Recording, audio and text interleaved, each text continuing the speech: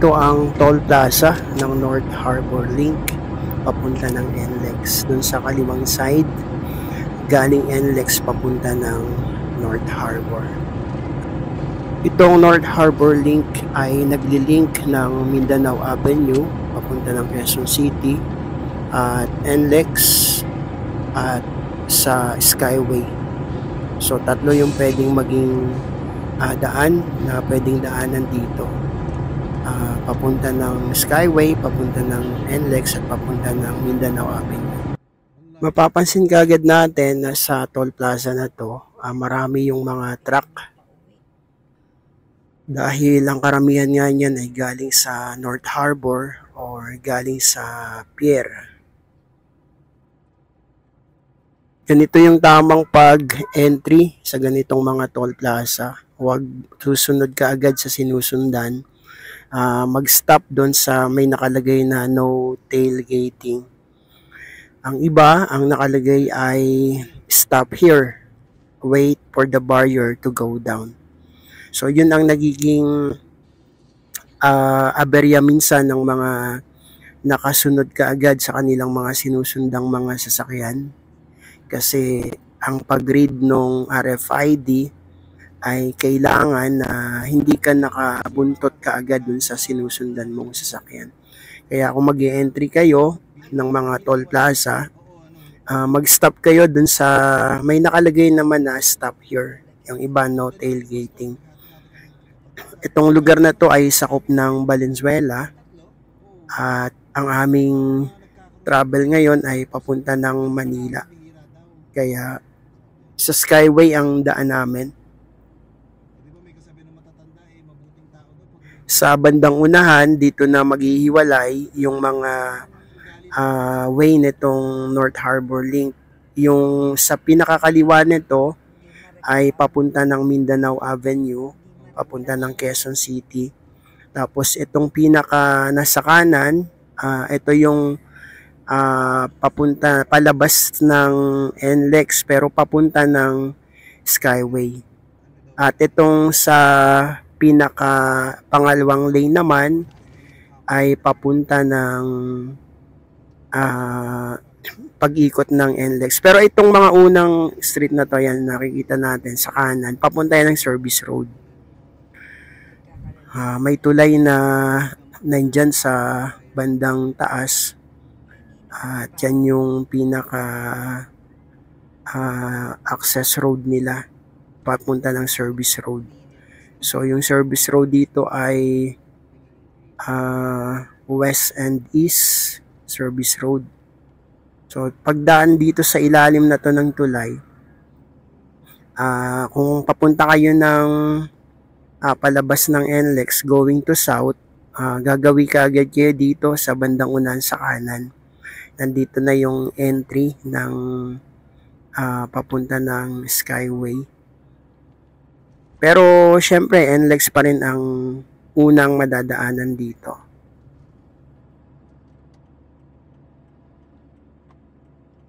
So wala na kayong dadaan ng toll plaza kung papunta kayo ng Skyway kung naka-entry na kayo ng North Harbor. So, ayan, yung naghahati na. Itong kanan na to, papunta ng NLEX, papasok ng Skyway. Yung bandang pangalawa na yan, yan yung papunta ng NLEX North, papunta ng Tarlac, papunta ng Bulacan. At yung pinakakaliwa naman noon, papunta ng Mindanao Avenue. So, ito yung aming dadaanan.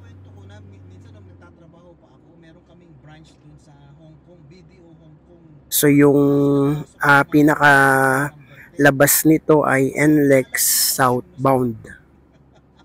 Medyo ingat lang dito sa pagpasok.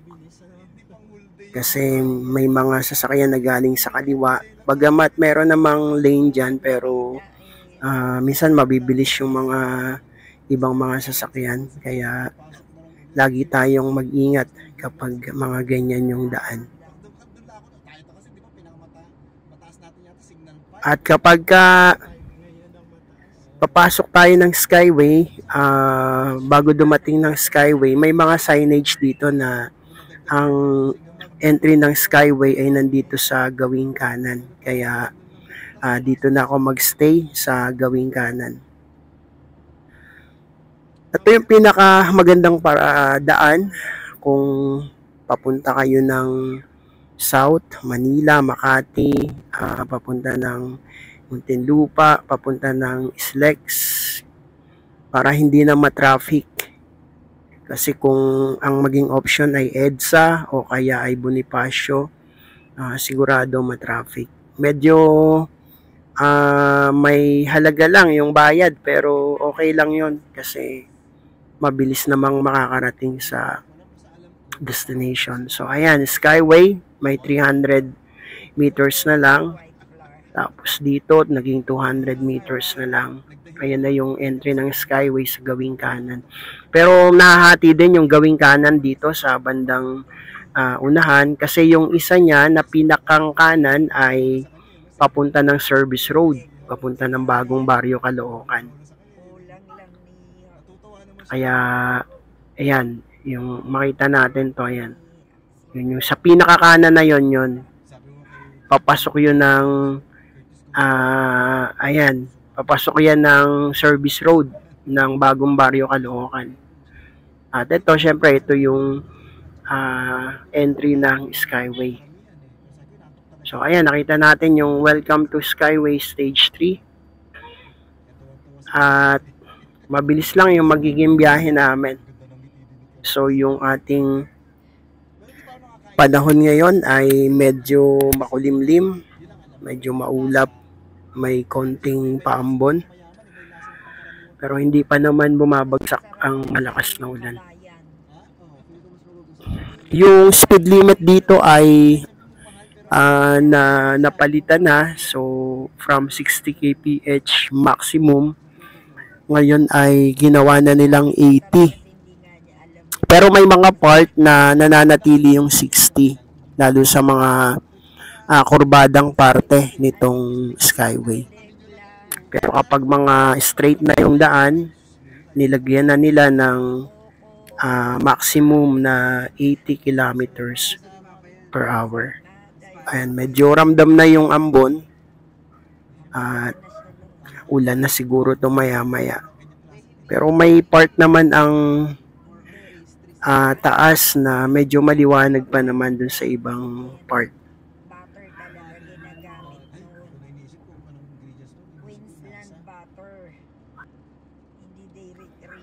Etong Skyway na to talagang masasabi ko na mataas yung mga dinadaanan. Pero doon sa isa nating video na banggit ko na merong part ng Skyway doon sa paglagpas ng Makati-Pasay sa magkatapat na Service Road ay meron doon na halos level lang ng ground. So yung West and East Service Road, sa kabilang side ay Pasay, sa kabilang side ay Taguig. Doon natin nakita na yung daan ay naka-level doon sa ground ng West and East Service Road. Pero sabi nga ng kasama ko ay siguro kaya hindi tinaasan doon kasi landing ng mga eroplano kasi nakadikit sa airport halos. Bible verse of the day natin ngayon, Proverbs chapter 3 verse 5 and verse 6. Trust in the Lord and lean not unto your own understanding. In all your ways acknowledge Him and He shall direct thy paths. So kailangan daw po na tayo po ay magtiwala sa Diyos at huwag tayong mananangan sa ating mga sariling kaunawaan sa lahat ng ating mga lakad, sa lahat ng ating mga plano. Ipagkatiwala natin sa Panginoon at papangyayarihin ng Diyos ayon sa kanyang kalooban. Napakahalaga na tayo ay palaging nagtitiwala sa Diyos. Huwag tayong manangan sa ating mga sariling kakayahan, karunungan. Ang Diyos pa rin ang pinakamatalino, pinakamagaling, at ang Diyos pa rin ang nagpapangyari ng lahat ng mga bagay. Ang unang exit na nadaanan natin ay yung Sergeant Rivera. So, yun yung pababa ng C3, papunta ng Caloocan, yung mga papunta ng Nabotas. At ito naman yung toll plaza na unang madadaanan kung nag-entry kayo sa Balintawak. Ito yung dadaanan na toll plaza. Merong dalawang bahagi yung toll plaza dito. Ayan yung nasa gawing kanan at meron din dito sa gawing kaliwa. Kung medyo nakikita nyo na halos punuan dyan sa gawing kanan, pwede kayo dito sa gawing kaliwa. Parang sa Nichols lang Islex, merong gawing kanan at merong gawing kaliwa.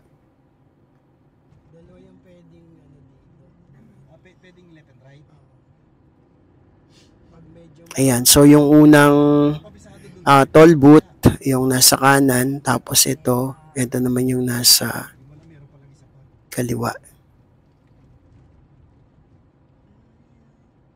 Sa Nichols parang ganito rin. Umulan na dito. So yan yung mga lane dito, 1, 2, 3, 4, parang 5 yata. Meron pa dun sa gawing pinakakaliwa. Tapos dun din sa unang toll plaza ay unang mga toll booth, parang 5 din yata yung lanes doon.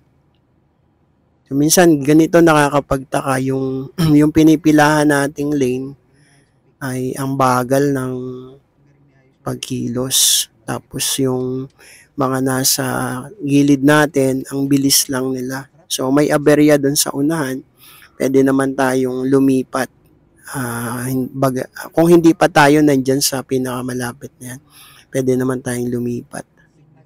Yun yung sinasabi ko na kapag papasok ng mga toll booth, kailangan ay sundin yung mga dapat sundin dyan na kung kailangan mo mag-stop doon sa place na mag-stop ka para yung RFID mo ay ma-read ng maayos ng kanilang RFID reader o ng kanilang mga scanner.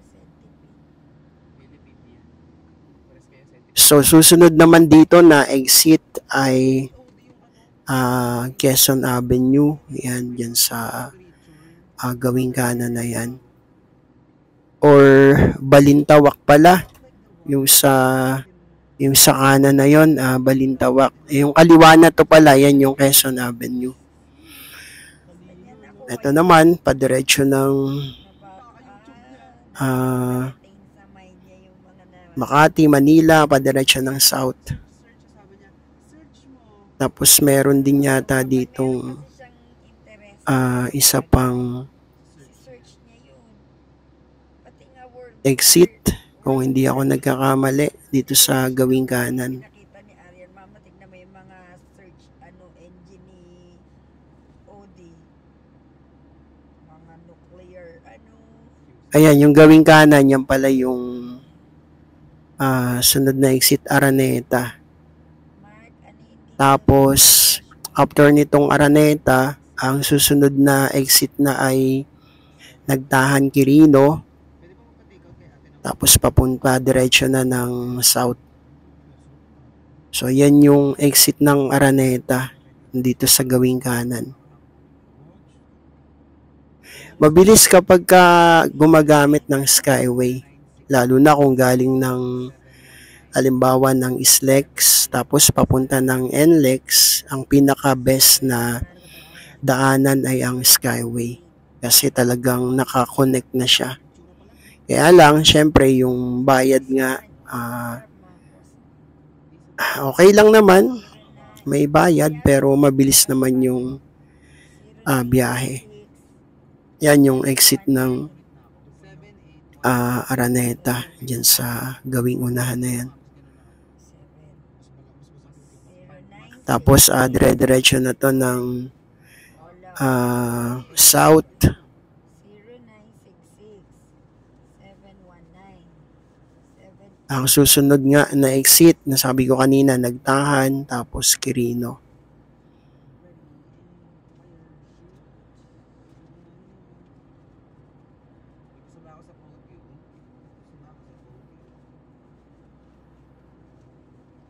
Ano pa to buong pangalan mo? Maraming salamat sa lahat ng mga nakakapanood sa ating channel, sa mga tips na naibigay natin. Salamat, may mga nagme-message minsan at nag-i-inquire sila. At nakakatulong din yung ating mga video na nagagamit sa mga nagda-drive, nagta-travel. Minsan hindi man eksaktong 100% yung naiisagot ko, pero sana nakakatulong sa mga nagtatanong at sana ay maayos kong nasasagot yung kanilang mga tanong. Salamat sa Diyos dahil positive naman yung kanilang mga reply. At minsan may mga nare-replyan ako na late na. Kumbaga isang araw na yung lumipas. Pero salamat dahil talagang naunawaan din naman nila. So medyo malapit na yung aming pupuntahan. Bali ang aming exit ay sa Quirino. So halos katabi lang siya ng pa-exit ng Nagtahan. Actually hindi naman talagang magkatabi pero magkasunod. Yung exit ng Nagtahan ay nasa pinakagawing kanan, tapos yung exit ng Quirino ay nasa gawing unang kaliwa nung exit ng pinakakanan ng Nagtahan.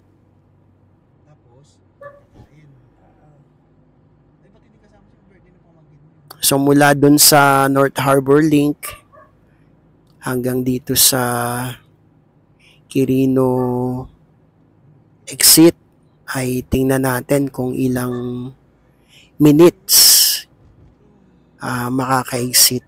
Sigurado naman tayo minutes lang kasi ayun nga, expressway tapos skyway, so mabilis lang yung biyahe. So kung kayo ay may biyahe na papunta ng south, papunta ng Islex at galing kayo ng North Luzon Expressway, ito yung pinakamagandang daanan nyo, ang skyway. Di ko lang masyadong sure magkano yung payment. Pero dito sa skyway ng Balintawak hanggang Quirino, 200 plus or less than 300 ang payment siguro dito. Hindi ko masyadong sigurado pa pero doon siya naglalaro sa ganung price. O sa ganung amount rather. Siya magtatabi.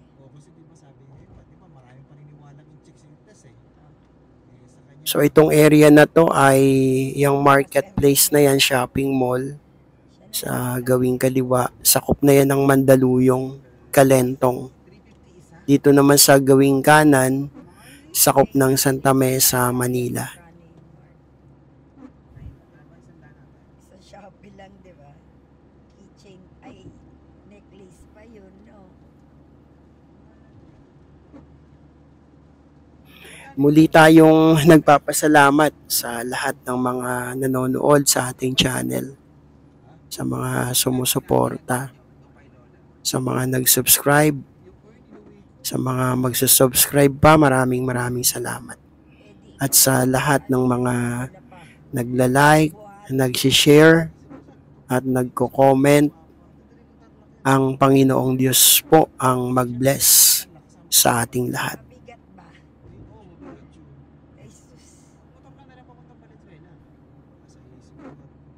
Huwag nating kalimutan na palagi tayong magtiwala sa Panginoon. Lagi tayong manampalataya sa Diyos. Huwag nating asahan ang ating sariling mga kakayahan, katalinuhan, kundi bagkus, lagi tayong umasa sa Diyos.